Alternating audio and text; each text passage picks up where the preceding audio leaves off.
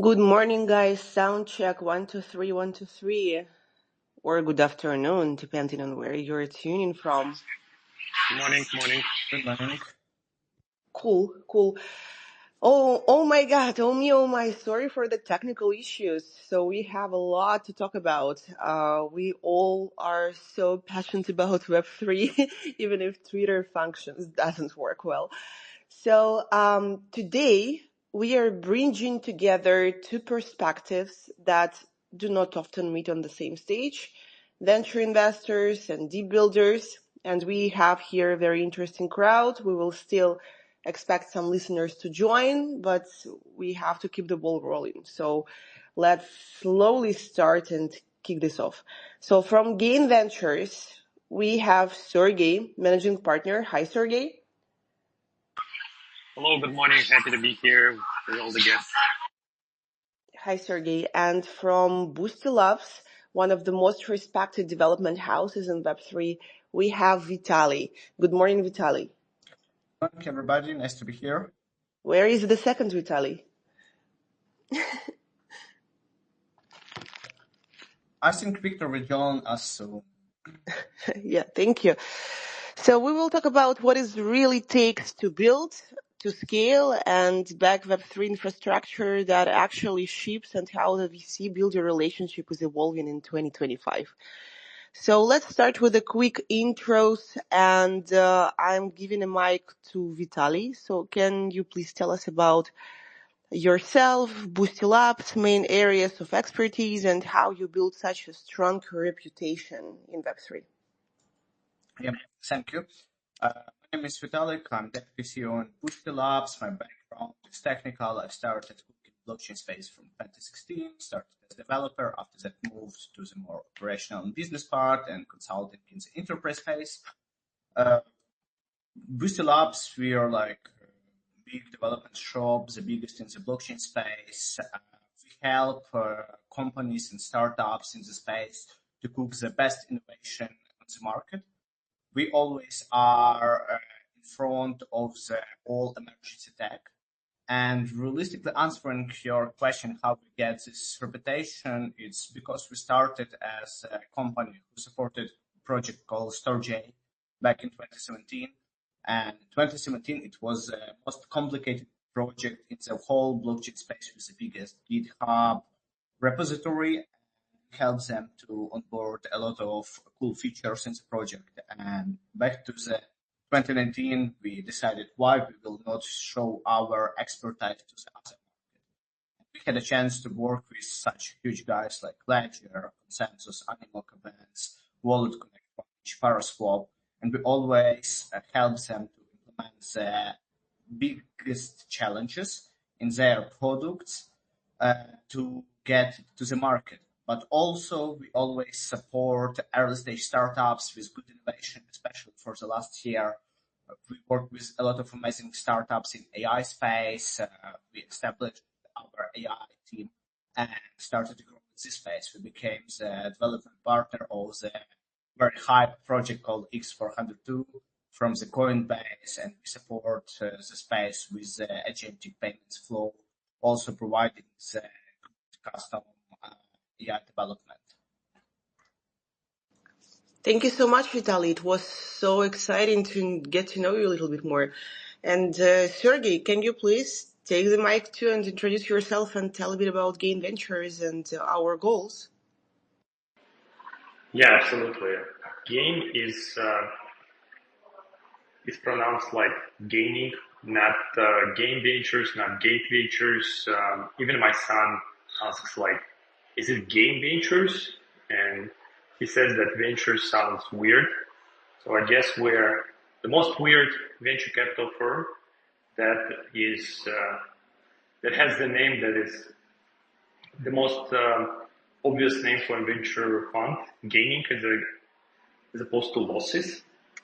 We started within the Duke alumni ecosystem built by Dukies for everyone, because we think that blockchain has to be united. So we hosted conferences across the globe, pitch competitions, and now emerged as the fund with 6 portfolio companies, with a lot of friends in VC, service providers, and a huge community that's supporting our fundraising goals, supporting our companies, and supporting entrepreneurial journeys from the beginning till they exit or till their next pivot. We're based in New York. Happy to be here, and we are going to be dominating the New York blockchain scene with our flagship event, TG Summit, that we hosted this year and gonna host next year, and expanding on each and every direction, helping New York to become crypto capital of the world and helping the US economy to benefit from the crypto market appraisal. Thank you so much, Sergey, for this insight. And I understood that while I was making happen all this space, I didn't introduce myself. My name is Anastasia. I am ex-CEO of Cointelegraph Communications, and I'm happy to host this space and happy to meet new people here. And I see that a couple of different other listeners joined. And good morning, guys. We are here talking about investing and building in Web3, Gain Ventures and Boosty Labs. Please share your questions if you have any. Chat and support us in the chat below the space in the messages. We're going to check it in our last section right after the space. And let's go to Boosty. Boosty has worked with over 200 companies, I guess, from wallets, exchanges, and everything to DeFi protocols. And what is this one thing you have learned about scaling dev teams in Web3 that most founders still get wrong?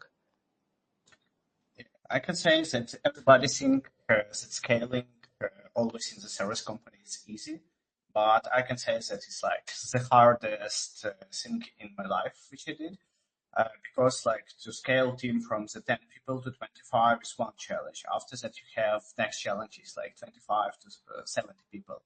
After that, from 70 to 200, because first of all, it's not just hire people; it's build the correct processes inside the company with operational processes and build the established team which can support your clients, not only from the technical perspective, because running dev shop, it's not just to get the request and to do it. It's like full scale communication with your clients, because the main goal of the Boosty Labs, it's not to develop the code.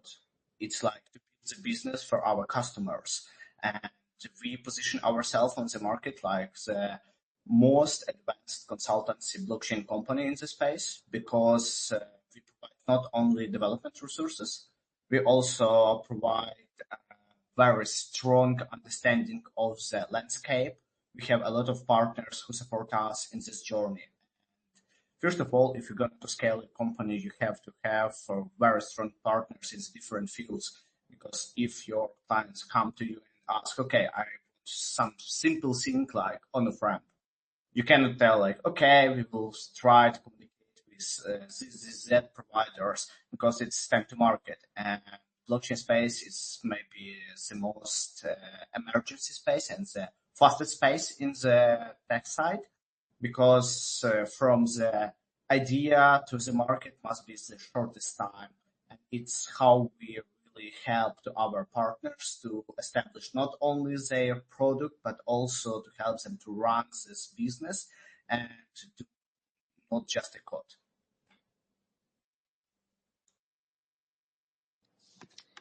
Thank you so much for the insight, and can't wait to talk to the second co-founder, Viktor, who's about to join.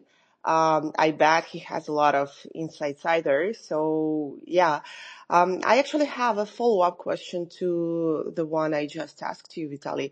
How do you balance building fast with building sustainably?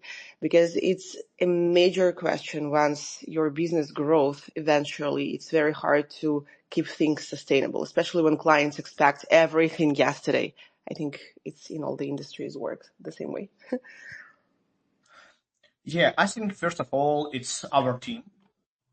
Boosty Labs have very good growing potential. Like we grow our developers to not just to develop a code, we grow them to understand the business needs. And I'm proud to have like 150 unicorn developers in the team because I can properly tell that most of our team are unicorns in the market. And we built the proper team communication where every team have the proper leads who help to establish the correct steps to decrease the time to market, to do the proper integration and utilize our IP, because Boosty Labs has a lot of projects where we have our IP and our own products which we can reuse to help our partners to run faster. And from this perspective, I think it's one of the main things you have to grow in the company if you want to have the still short go-to-market and high quality. And one of the things on the market everybody knows about Boosty is like if you hire Boosty, you have 100% quality delivery and in time.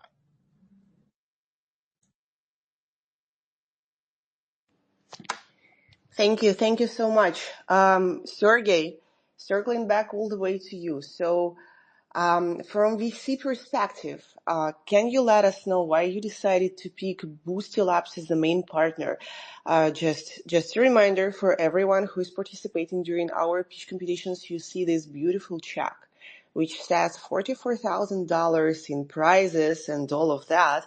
And the main logotype there is Boosty Labs. So they're our very honored and respected partners. And now I want to know from our managing partner, Sergey, why the choice was to Boosty Labs, why you decided to trust this team, how you picked them, and just a little bit about the process behind the scenes.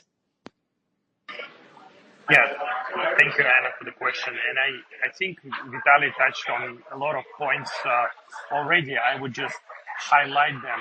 First of all, there are a lot of dev shops out there, and Boosty is not a dev shop. And the way they position themselves, the way they see what kind of value they deliver to a customer is the most crucial one. Because if you're just a dev shop, you won't be successful in this space.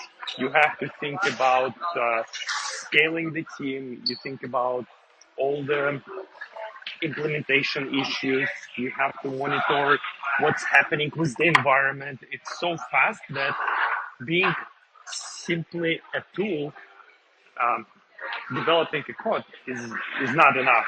And guys like Viktor and Vitalii, who have lots of experience and see the end value and not the tool, with that mindset, it's very little companies that are available out there with such a track record. And I'm usually joining calls with them and our pitch competition winners, and almost every product that pitch competitions winners develop, Boosty done it 2 years, 3 years ago, year ago for some of the clients, because ideas are popping up in every part of the world. They're not unique, but executing them and finding the perfect customer segment is the key to success. So in a lot of ways, such a consultancy and a true business partner as Boosty, they take away a hustle, a technological risk from the founder and let him or her really focus on the customer segment, customer proposition, customer acquisition, the things that VCs are expecting from startups. They're not expecting them to scale teams, to write code, to find a neat cryptographic solutions. Because in our playbook, technological risk is super minimal in the software space, and that is sometimes overlooked. So sometimes VCs think, hey, should be a no-brainer. Everything is possible. You just think about it a little bit harder, and you'll deliver. But it's a misunderstanding, and that misunderstanding Boosty helps to solve by providing experience and expertise in the space. So that's why I love working with them. I love the experience they had, and I love how quickly they can help founders to get up to speed and figure out what is next in the development space. Thank you, Sergey. Thank you. And now I actually have a question for all of you, because I think both sides supposed to have a strong opinion on this. What is the healthiest way for venture capital and dev studios to collaborate today? What makes it work? Not just I give you money and you do something with that. How do you actually create long-term trust within each other? And let's start with Vitalii, and I see that Viktor joined. Yeah. I could tell the main point which we can solve in collaboration with venture studios is support the new project from start to finishing and release, because a lot of different startups, they have very smart product founders and very smart CTOs, but to build the team from the scratch is always painful. Second one, it's like emergency support. Everybody face the problems in the last weeks before they. Every project there are such problems, and Boosty Labs is a trusted partner who help in such emergency situation, and we ramp up very fastly teams to support our partners. From this perspective, if good dev shop and good VC collaborate, they can provide bigger value for their ventures. Yeah, and I can also add on top. Hey guys, it's Viktor here, Hey, founder of Viktor. Boosty. Yeah. Yeah, so Boosty is quite unique company. As was originally started not as an outsourcing company or service company. We were building products. We built a couple of fintech companies, blockchain companies, and then we were like, okay, well, we have very good developers because we are Ukrainians, and in Ukraine, it's like a lot of great dev talent. And we found back when blockchain was still kind of a small industry, we lost our opportunity to raise money on ICO. So we were like, okay, well, probably it's better to be a service provider, because like 2018 was not the best time to do any fundraisers. And we decided to just build a relationship with big blockchain companies and help them with executing. Our first client was Sergey, which is one of the oldest companies in crypto, and instead of just being a dev shop for them, we built for them kind of a team that were covering the whole business unit. So I was a storage node growth lead for Storj. My guys been a tech leads, and we're covering all 360 of development of different angles of Storj. Then with the same model, we started to work with Ledger and with Consensus and with Coinbase and Blockchain.com and with many other big companies. And they were usually hiring us not just because like we have devs, but because we understand what we build and we can bring some ideas to the business, to the products, and we can show something that even client cannot really see at this specific moment, because we have all these different clients. We understand all these different concepts across the market, starting from staking and exchanges and finishing with whatever DeFi new use cases. So this is our power, that we know a lot and we are ready to share it with our clients. And then we also work as a business buddies of our clients. We can clients with whom we work very closely with. We're even helping to raise funds or do strategic partnerships, because we work with literally every single big company in the space. Well, not with every, but almost, and with funds. So for us, it's kind of like if our client is successful, then we will be successful and we'll grow together. For example, the Sergey that I mentioned, we still work with those guys for 8 years. We even, help them to sell the company. We've been on the first meeting with a company called Invenium, which is actually another Boosty client that acquired Storge. So it's kind of a lifelong story of relationship with the clients from a fundraise to exit and after. Thank you so much, Viktor, first of all, to joining and then to describing all of this. Yeah, and it totally makes sense. I literally have nothing to add on the top of this. Very logical. Thank you. Sergey, any thoughts from your side? Do you have? Yeah, absolutely. So you asked, like, what's the difference between venture studios and VC capital? Why can't you just throw money at problems or allocate money, invest in startups and just manage it? And I wouldn't say it's a choice or a dichotomy. If you're a huge A16Z fund and you're managing a couple of billions, you can't be hands-on with each and every startup. It's the opposite. You have to be as far away from them as possible in order to focus on what they think they're doing best, forecasting trends and investing in the trends. They eventually do have some hands-on with founders, but it's happening later in the stages when they already pick winners.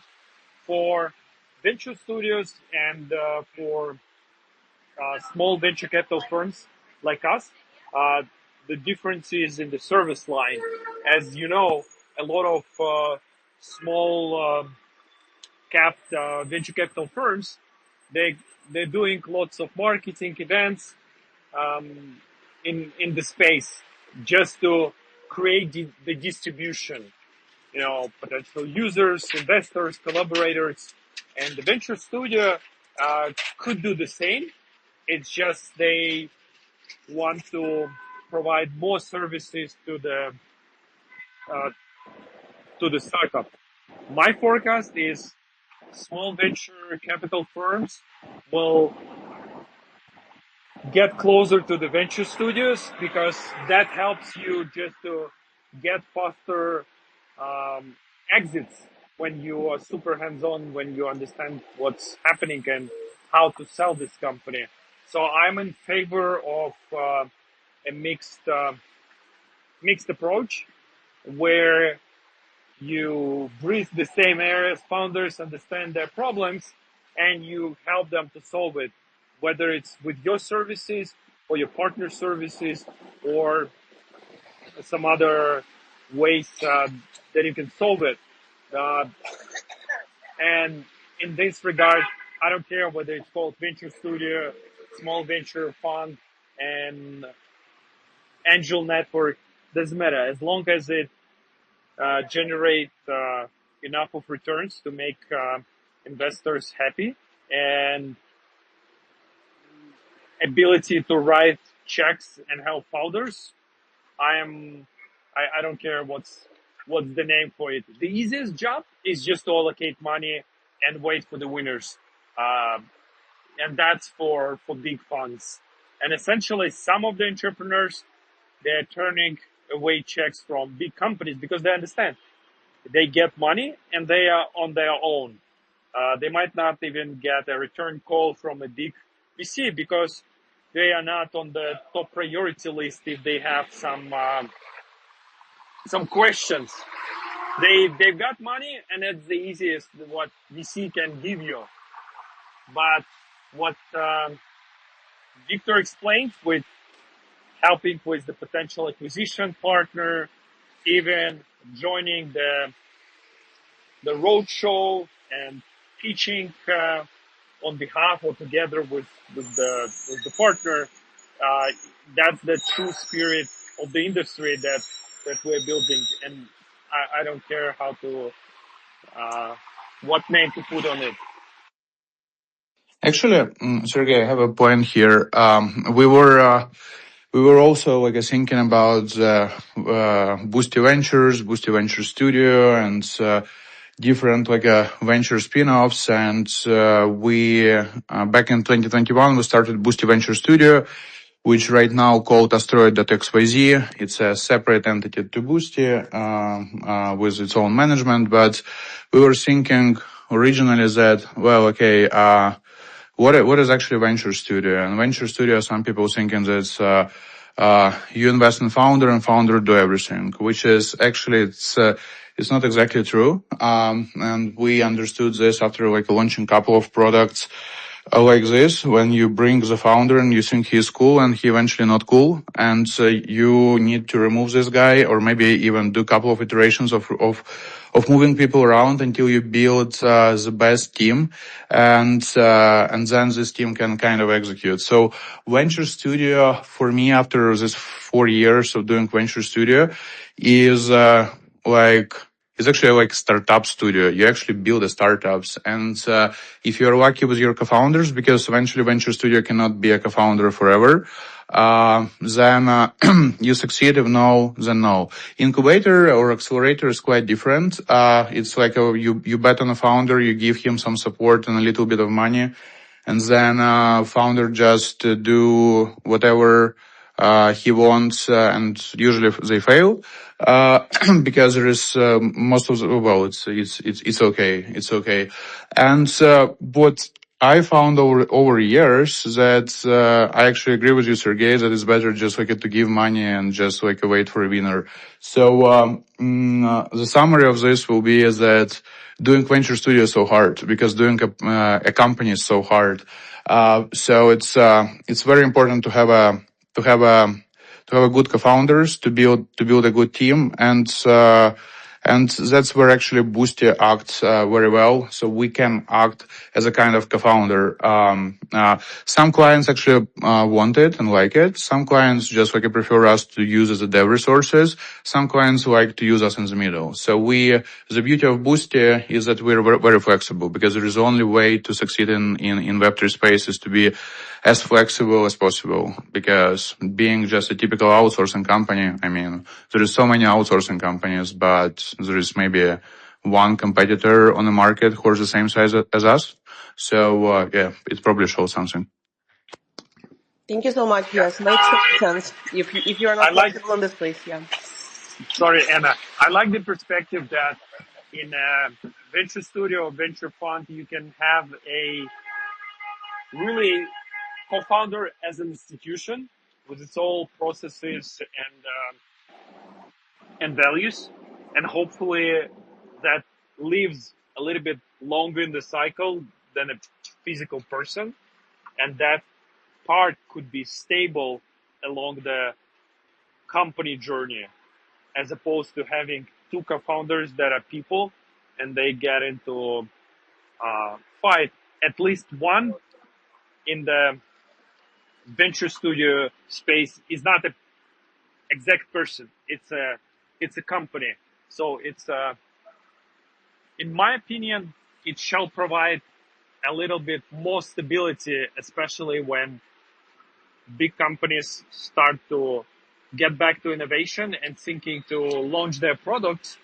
They're looking for entrepreneurs, guys within the company that are entrepreneurs, and they need the same spirit in a business partner who thinks the same way, but as an organization. So maybe in the blockchain space, that would be more successful structure than in traditional software as a service. We'll see, but this is an interesting concept.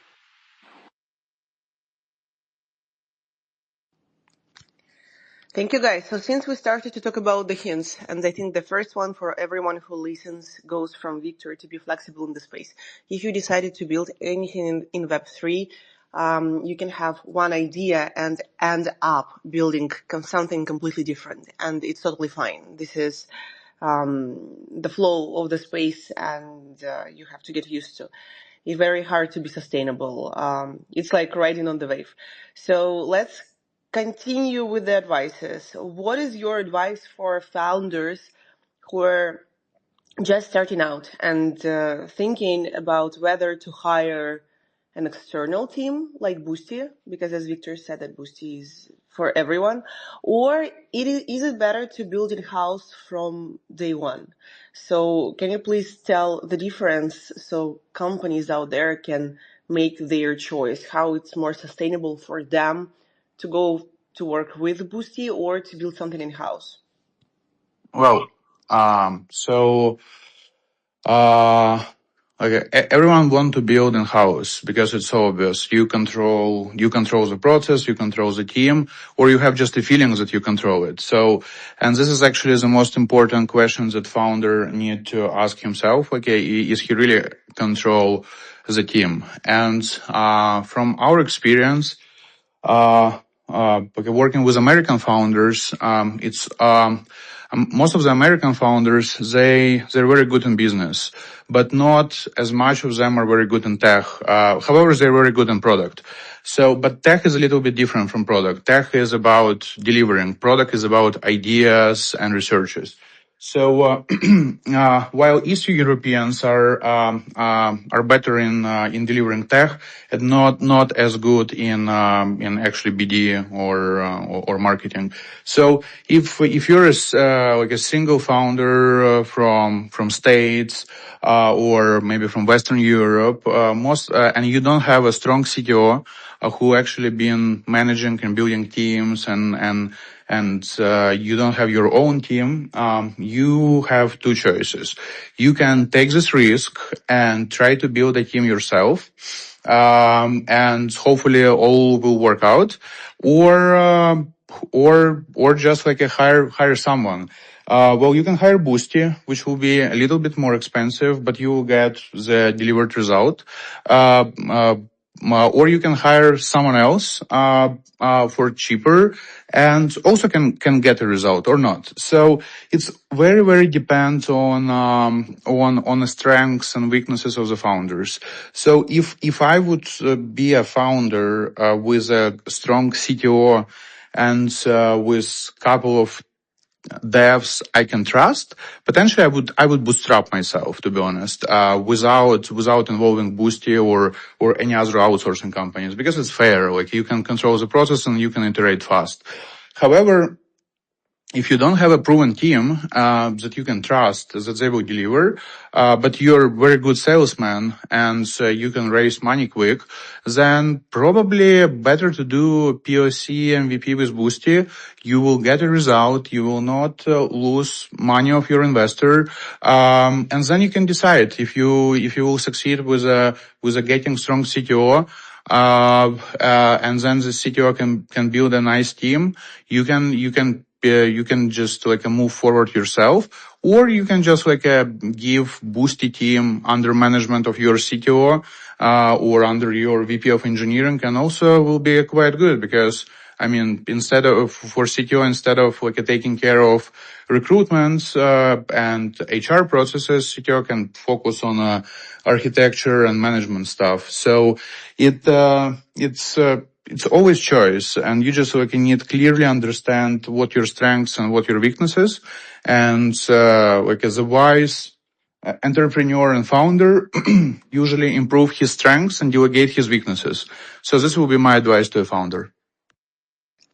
Viktor, a small follow-up question.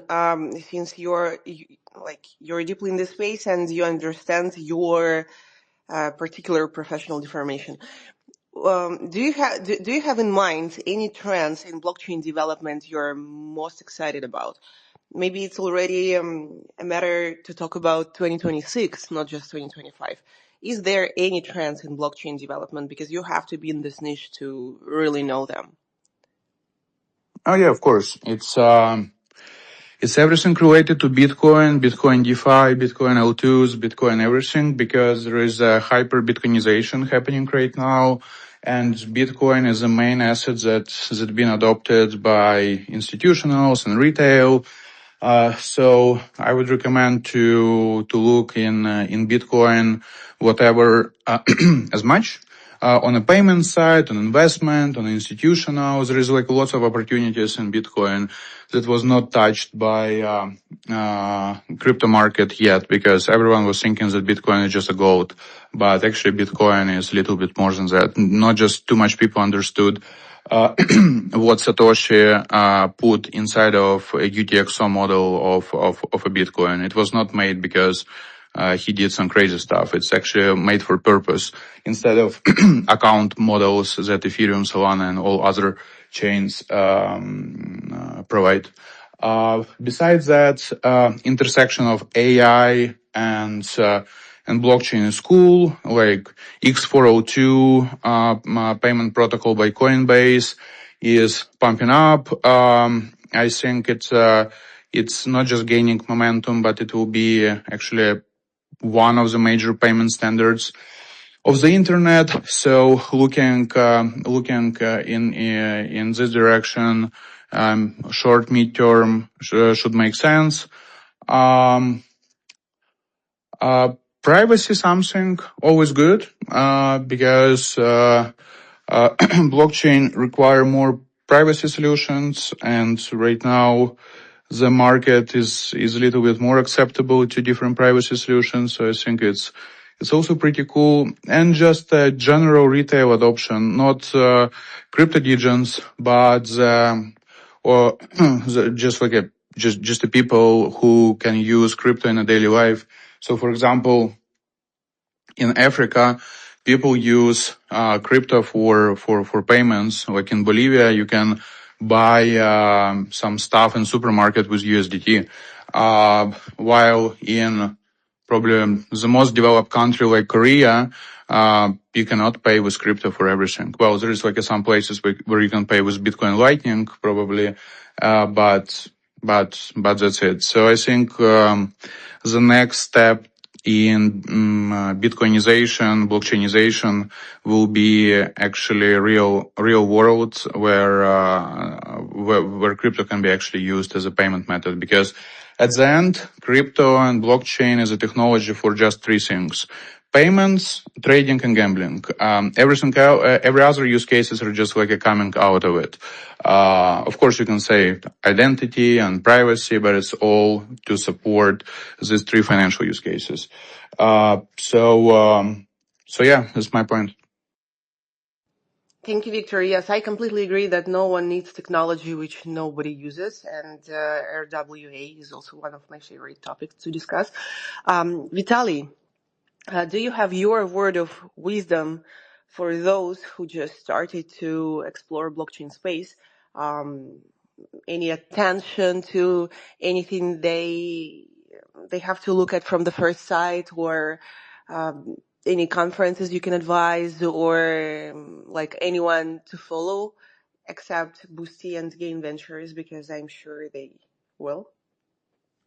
Yeah, 100%. Like, I totally agree with Viktor that there are mostly three use cases, but also for the early adopters, I want to tell that it's very important to understand that blockchain, it's not the only space. Blockchain is a space which supports other industries. And if you want to be proficient in blockchain, you must understand where it is usable. Because like if you go to trading, for example, everybody thinks that build centralized exchange, it's it, but not really, because there are a lot of use cases and a lot of narratives which are standardized in the space, and you have to follow it. And if you want to be proficient in the blockchain space, you have to understand the story of the industry, not just the blockchain technology. But if you're going to start from the scratch, I totally recommend to join the hackathons, like it will be DevCon in the Buenos Aires, because it's a space where a lot of new cookers join industry, and the space where you can meet a lot of good people, a lot of DevRels, and they will help you with your journey.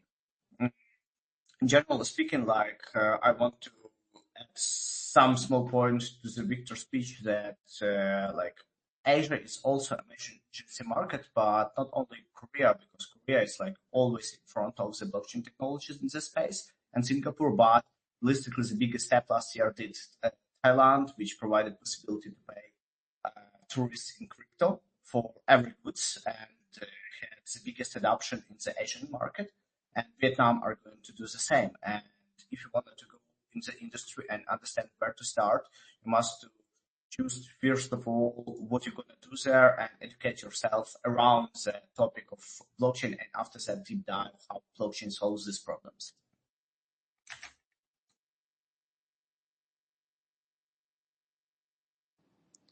Thank you, Vitalii. And Sergey, same question. Your advice for young founders who are out of a sudden decided to build venture capital. Yes, I never give advices, although I'm advisor at many projects, but I always ask questions in order for people to arrive at with their own answers.